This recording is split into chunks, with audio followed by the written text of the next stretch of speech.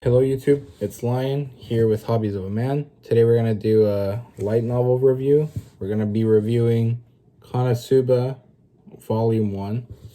Like I mentioned, this is the light novel. It's by Natsume Akatsuki, or Akatsuki. It has illustrations by Kurane Mishima, sorry. It's published by Yenon.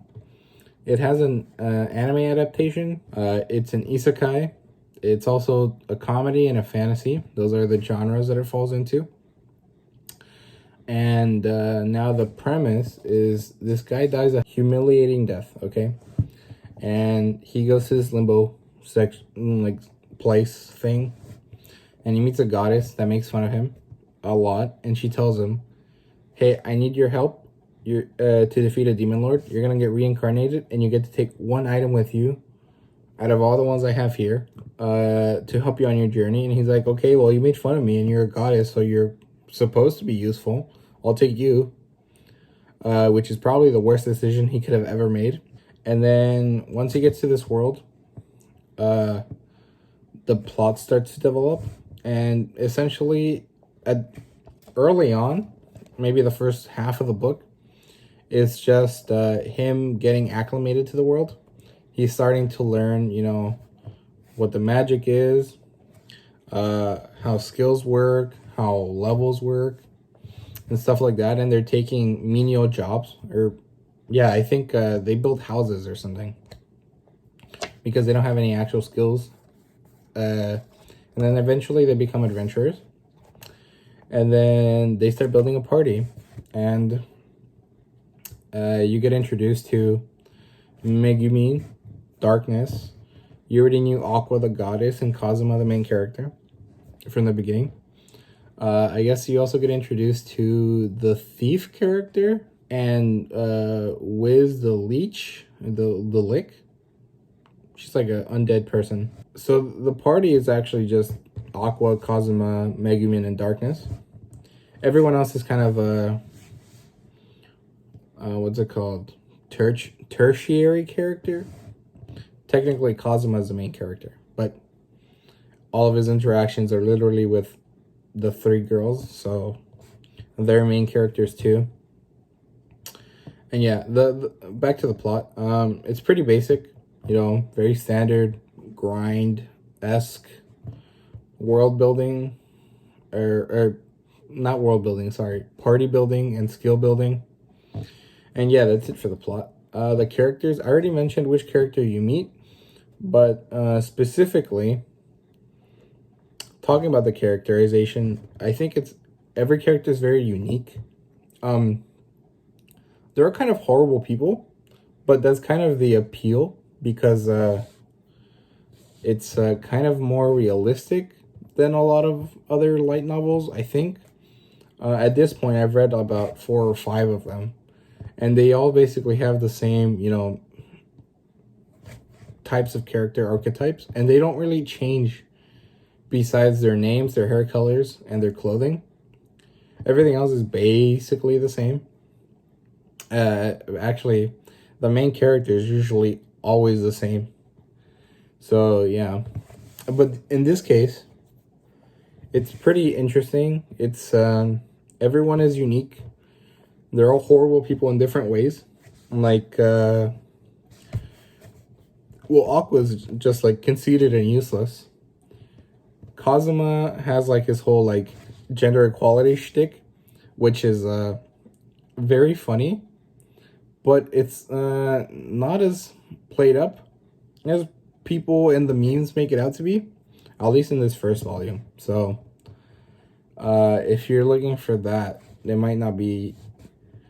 the series is going to be for you, but this first volume might not be the funniest or the best in that sense. It's easy to tell who's who. There's not really any confusion. They're all very individual.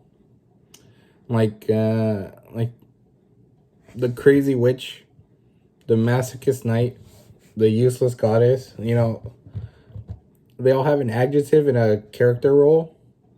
And that, is very basic, but the author is very able to make those things work for him and, develop into solid character building. So it's really interesting in that sense. I really liked it. It's probably the best part of this whole novel. It's just the interactions between the characters. It's very good. I liked it a lot. The third section is world building. There's essentially almost none. It's a very basic medieval European RPG setting. Apparently there's more than one god, which it would make sense in like a Japanese mythology sort of thing, or like general mythology sort of situation. And there's world building hinted at, but it's basically surrounding the characters.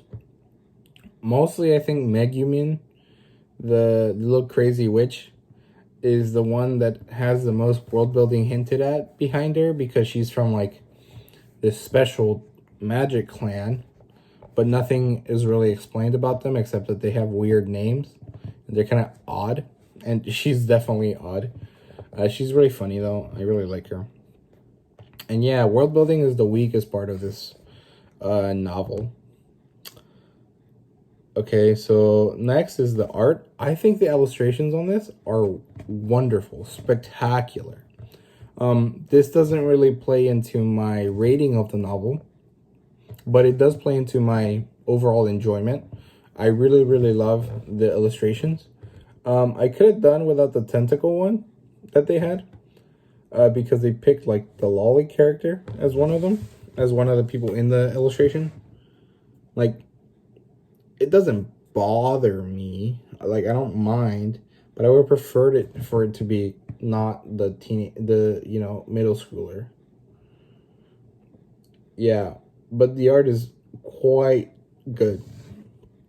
As you can see, it's very pretty. It's very colorful. It's very crisp. And the girls have a very like specific way of being drawn that like accentuates their cuteness, if you will. I'll only show you the colored illustrations because I don't have any of the other ones up. But yeah, that's it for the art. The fan service, which is another one of those things that play up to entertainment value, but not the rating in my scaling, is actually, it's pretty good, the few instances that it has, because it doesn't really have much, or I guess it does, but since it's written out, it's not like as fan servicey as it could be. Plus, the whole like thing in the anime with Aquaman having Schrodinger's panties or whatever, like them essentially not being there, but you can't see enough to know that they're not there, is like a whole meme in the anime. But because this is written and Kazuma's not focusing on that, you can't really tell. Although all of the fan servicey bits are related to panties, so I don't know. I didn't find it bad. I didn't find it that great. I thought it was okay. It was very minimal though. I think it'll get there'll be more of it in later volumes, but I thought this was pretty low key. I can't remember anything very strong. And the only one that I do remember is like played for laughs, because it's like Kazuma learning a new skill and somehow it turns into him grabbing people's panties, which is funny in the context of the novel. It's kind of creepy otherwise. But yeah, so I give this novel a rating of 4. Okay, so in my notes I gave it a rating of 3.67, but I realized that doesn't mean much, so I'll go with 4, because with some distance, because I read this like a month ago, I realized that it's better than I originally thought. Or, well, more like I realized that I was being too harsh. And I was being too harsh because everyone and their mother was talking about how amazing and crazy good this light novel was, and how it went against all the general tropes and cliches. And I was like, yeah, that's true, but it's not like this amazing piece of literature everyone makes it out to be. And so I was being, nonconformist.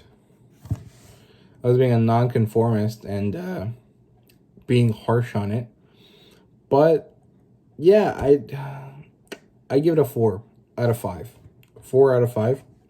Or if you want to scale it up to out of 10, it's an 8 out of 10, which is really good. I think it's on par with a really good novel, I would say. I need to read more for me to be like, yeah, this series is great.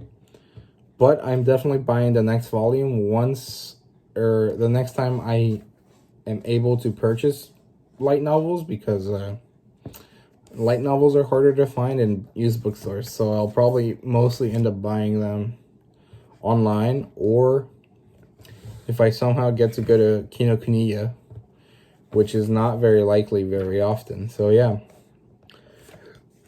that's it for this review. I hope you guys enjoyed it. I'll try to be more prolific with my YouTube videos, because I realize that